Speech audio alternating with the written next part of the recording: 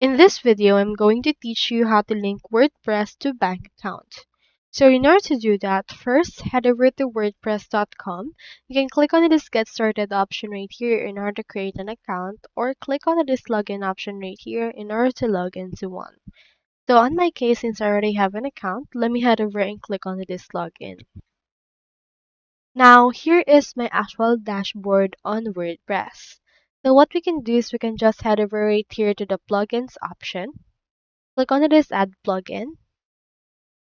And then from in there, just wait for this to load. And then just search in here for WooCommerce or e-commerce site. So search in here for Woo. And head over and install WooCommerce. So in my case, I've already installed it. So you can find it right here already. Head over and click on WooCommerce once you have installed it. And then you should be able to see in here the actual homepage for that. Once you have clicked on it, click onto the settings option that you can see right here. This will show us the settings of our WooCommerce. So this, head over to the payments.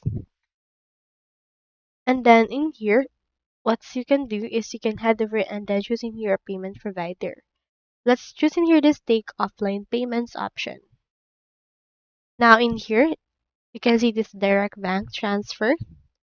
So in this, just head over and enable it. And once you enable it, head over and click on Manage.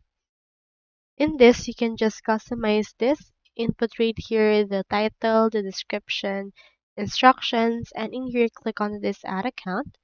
Choose in here the country, your account name, the bank name, account number, IBAN, as well as BIC and SWIFT.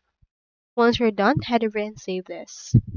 So that's all there is today, and I hope this video helped you out.